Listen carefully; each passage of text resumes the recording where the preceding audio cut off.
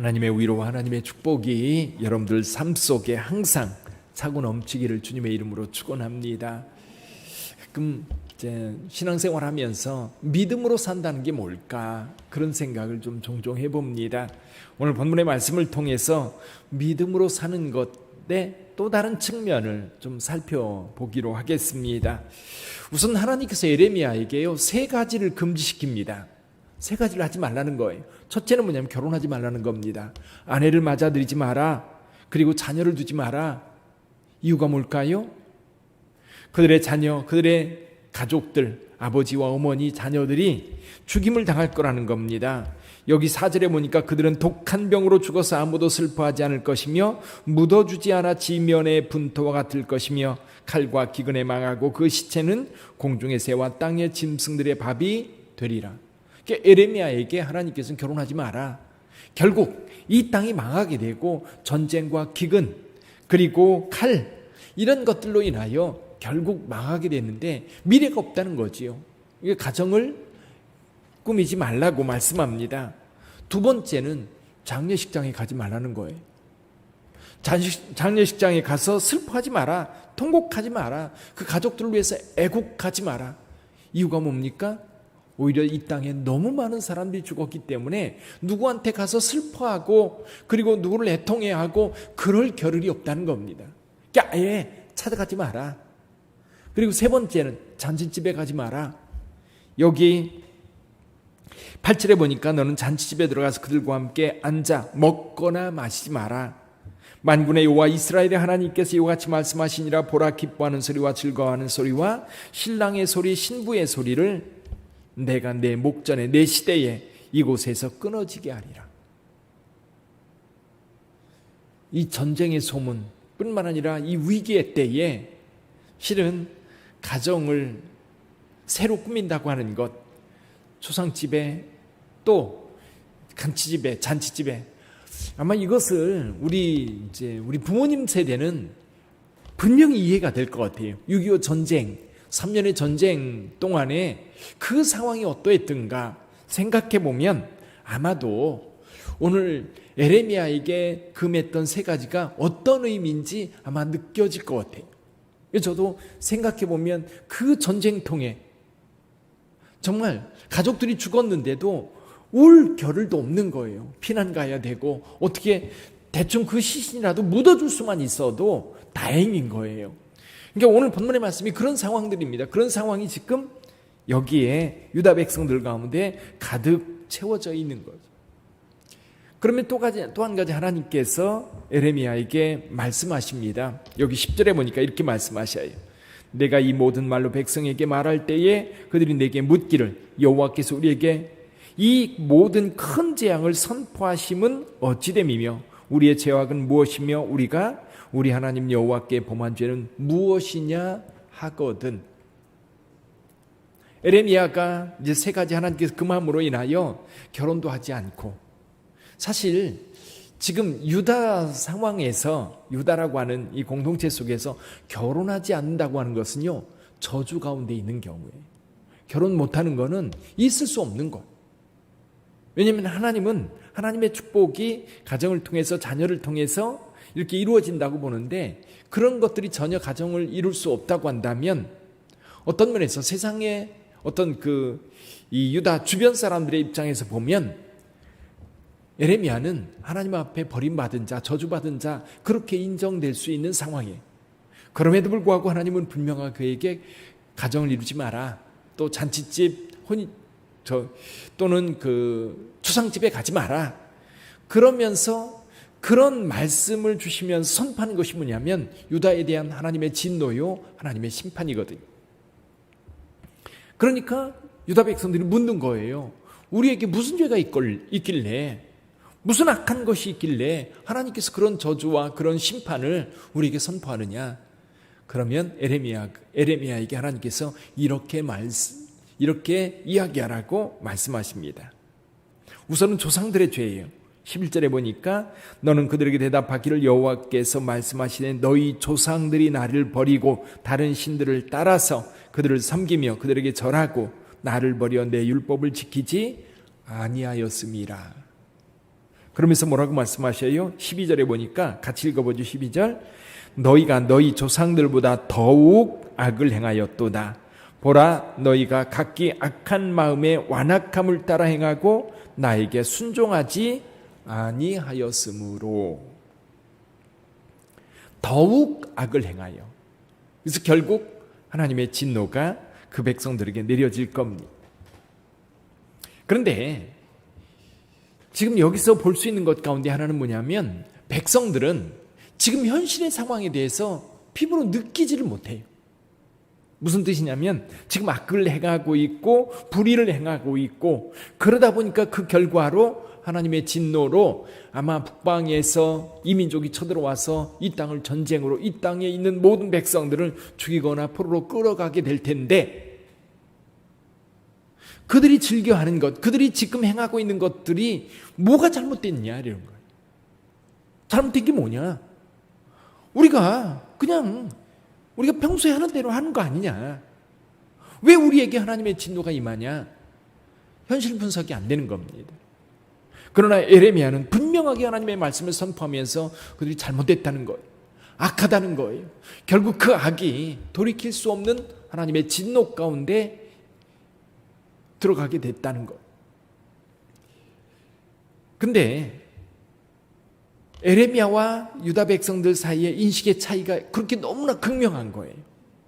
너무나도 극명합니다. 에레미야는 그들의 죄악을 보고 결국 하나님의 진노가 임할 거라고 확신하고 그들에게 선포한데, 유다 백성들은 어때요? 지금이 평안하고 지금 좋은데 우리가 뭐가 잘못됐냐? 하나님의 심판이 왜 우리에게 임하냐? 그래서 에레미야는 그들에게 분명하게 하나님의 말씀을 선포하지. 그래서 결국 이스라엘 백성들은 13절에 보니까 이 땅에서 쫓아내어, 그렇죠, 그들의 조상이 알지 못하던 땅으로 다 보내겠다는 거예요. 네 가지예요, 네 가지. 칼에 죽고, 기근에 죽고, 그리고 굶주림에 죽고, 그리고 이제 일부 남은 사람들은 이제 그 알지 못하던 땅으로 끌려가고. 그런데 그런 상황들을 인지하지 못하는 유다 백성들, 그러나 에레미야는 선지자로서 이 모든 상황들을 보고 있는 겁니다. 그런데 여기에 머물지 않아요. 에레미야는 하나님의 말씀을 봤는데 이것보다도 훨씬 더 멀리 봐요. 더 멀리. 지금 현실, 그리고 우리 앞의 미래, 그리고 앞의 미래뿐만 아니라 더 멀리 보는데, 그 멀리 보는 상황이 지금 15절이에요. 14절 보면 예전에 이제 지금까지는 하나님에 대해서, 여호와 하나님에 대해서 이야기할 때 그 하나님은 어떤 하나님이냐? 이스라엘 백성들을 애굽에서 인도해낸 여호와다. 이렇게 지금까지 하나님에 대해서 고백해 왔다는 겁니다. 읽어보지요. 14절. 여호와의 말씀이니라. 그러나 보라, 날이 이르리니 다시는 이스라엘 자손을 애굽 땅에서 인도하여 내신 여호와께서 살아계심을 두고 맹세하지 아니하고. 이제 이스라엘 백성들이 서로 맹세할 때 우리를 애굽 땅에서 인도하여 낸 여호와, 그 이름으로 맹세해 왔다는 겁니다. 근데 이제는 그렇게 하지 말라는 거지요. 그 다음 볼까요? 15절 같이 읽어봅니다. 이스라엘 자손을 북방 땅과 그 쫓겨났던 모든 나라에서 인도하여 내신 여호와께서 살아계심을 두고 맹세하리라. 내가 그들을 그들의 조상들에게 준 그들의 땅으로 인도하여 드리리라. 무슨 얘기냐면 이런 겁니다. 지금 아직 바벨론 포로로 끌려가지 않았어요. 근데 앞으로 이제 전쟁이 일어날 것이고 유다 백성들이 알지 못하는 먼 나라로 여러 사람들이 이제 포로로 끌려갈 겁니다. 근데 그들이 다시 돌아올 거라는 거예요. 그래서 이후에는 하나님, 여호와 하나님에 대해서 이야기할 때 애굽 땅에서 인도하여 낸 여호와, 그거보다는 이제는 저기 북방 땅, 그 쫓겨났던 모든 나라에서 이스라엘 백성들을 다시 옛날에 조상이 살던 그 땅으로 인도하여 낸 여호와로 불릴 거라는 겁니다. 그처럼 여호와 하나님께서 포로로 끌려갔던 그들을 다시 돌아오게 할 거라는 거예요. 먼 미래까지 보는 거예요. 먼 미래까지. 그 생각을 하면서 에레미야는 19절에 이렇게 기도합니다. 19절에 보니까 여호와 나의 힘 나의 요새 환난 날의 피난처시여 민족들이 땅끝에서 주께 이르러 말하기를 우리 조상들의 계승한 바는 허망하고 거짓되고 무익한 것뿐이라 사람이 어찌 신 아닌 것을 자신의 신으로 삼겠나이까 하리이다. 여전히 에레미야는 여호와 하나님에 대하여 나의 힘 나의 요새 환난 날의 피난처로 고백하고 있습니다. 자, 오늘 본문의 말씀을 생각하면 저는 이런 생각을 했어요. 믿음의 사람들은 멀리 본다. 믿음의 사람들은 멀리 본다. 하나님을 믿는 사람들은 현실을 볼 뿐만 아니라 바로 미래도 보게 되고 더 먼 미래도 보는 거예요. 그 먼 미래를 보니까 그 먼 미래를 보면서 지금 행동하는 거예요. 지금. 그러니까 내일이나 모레를 생각하지 않으면 오늘 내가 하고 싶은 대로 하면 되는 거예요. 오늘 나 즐거운 대로 하면 되는 거예요. 내 생각대로 하면 되는 거예요. 근데 하나님께서는 말씀을 주셔요.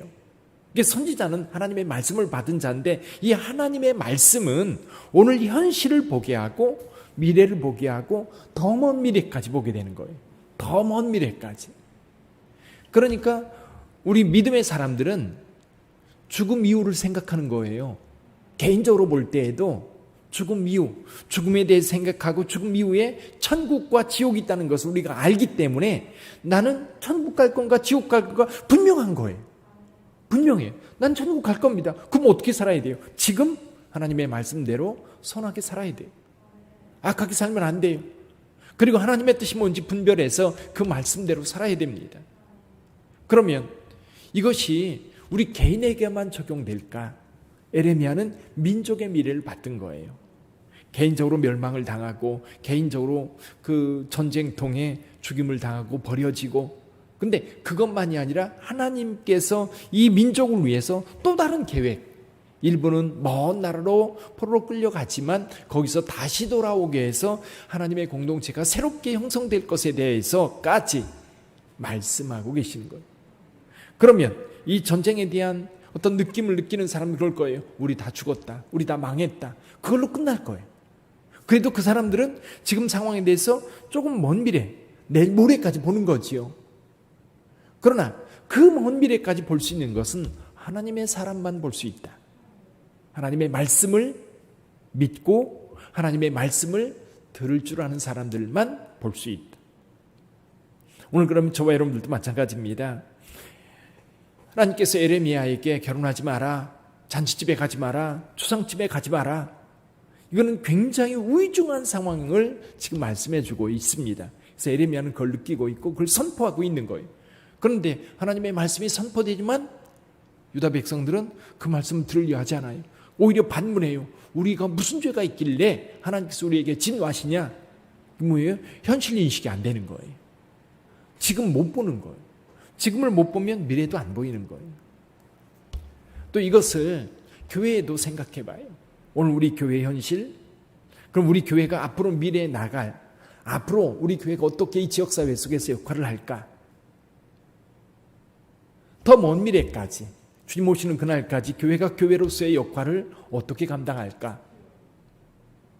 그러면 오늘 우리가 선택할 것이 무엇이며 오늘 주님의 몸된 교회가 이루어야 될 일이 무엇인가도 보이는 거예요. 그래서 개인에게 또 가정에게 교회에게 민족의 미래까지 아니면 지금은 오히려 또 세계 공동체까지도 생각하는 그런 시대에 저와 여러분들이 살고 있습니다.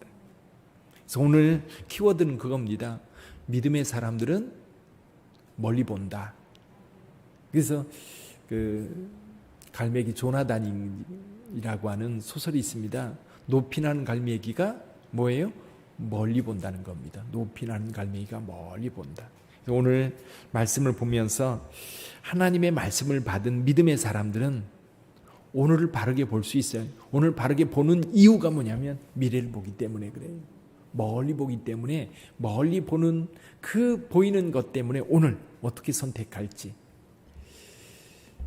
저는 산에 올라가는 것을 좋아합니다. 그렇다고 해서 늘 산에 올라가는 건 아닌데 어쩌다가 이제 낯선 산에도 가보고 싶어요.